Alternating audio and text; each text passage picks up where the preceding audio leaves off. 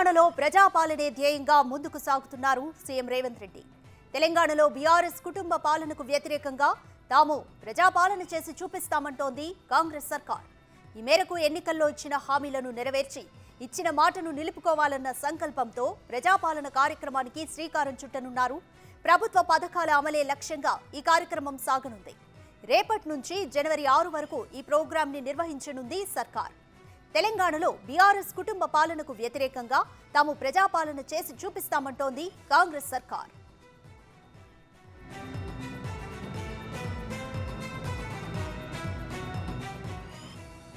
ఎన్నికల సమయంలో ఇచ్చిన ప్రతి హామీకి తాము కట్టుబడి ఉన్నామని చెప్పినట్టుగానే 100 రోజుల్లో 6 గ్యారంటీ స్కీమ్లను అమలు చేస్తామంటోంది.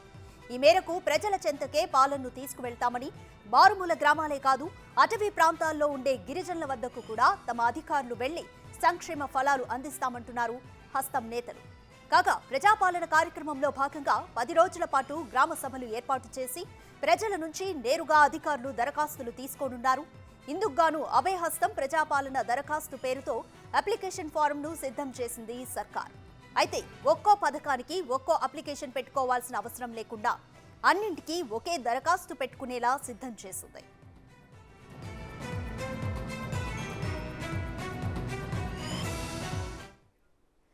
కంప్లీట్ డీటెయిల్స్ మా ప్రతినిధి సాదిక్ అందిస్తారు. సాదిక్, చెప్పండి, 100 రోజుల్లో 6 గ్యారంటీలను ప్రజల్లోకి ఎట్టకేలకు తీసుకెళ్లాలి అన్న వ్యూహంతోనే కాంగ్రెస్ అయితే ముందుకెళ్తుంది. ఇందులో భాగంగానే ప్రజాపాలనను ప్రారంభించింది. ఈ ప్రజాపాలన ఏ విధంగా సాగబోతుంది, అలాగే అన్ని పథకాలకు సంబంధించి ఒకే అప్లికేషన్ కూడా ఏ విధంగా డిజైన్ చేసింది? Complete details.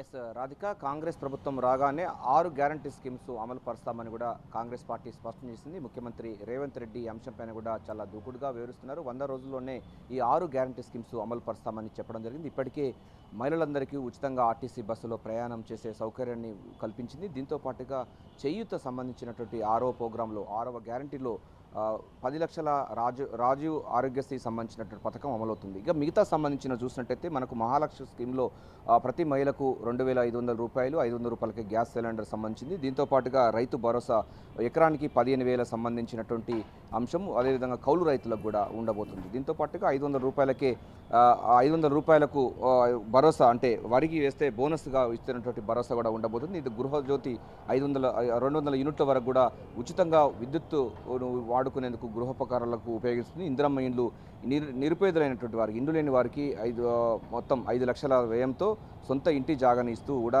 ఈ యొక్క ఇందిరమ్మ ఇండ్లు కూడా నిర్మిస్తామని కూడా కాంగ్రెస్ పార్టీ ప్రకటించింది. దీంతో పాటుగా ఉద్యమకారులకు కూడా 250 గజాల భూమిని కూడా ఇవ్వబోతుంది. సో దీంతో పాటుగా యువ వికాసం, ఎవరైతే విద్యార్థులు ఉన్నారో వారికి 5 లక్షల విద్యా భరోసా కార్డు కూడా ఇవ్వబోతుంది.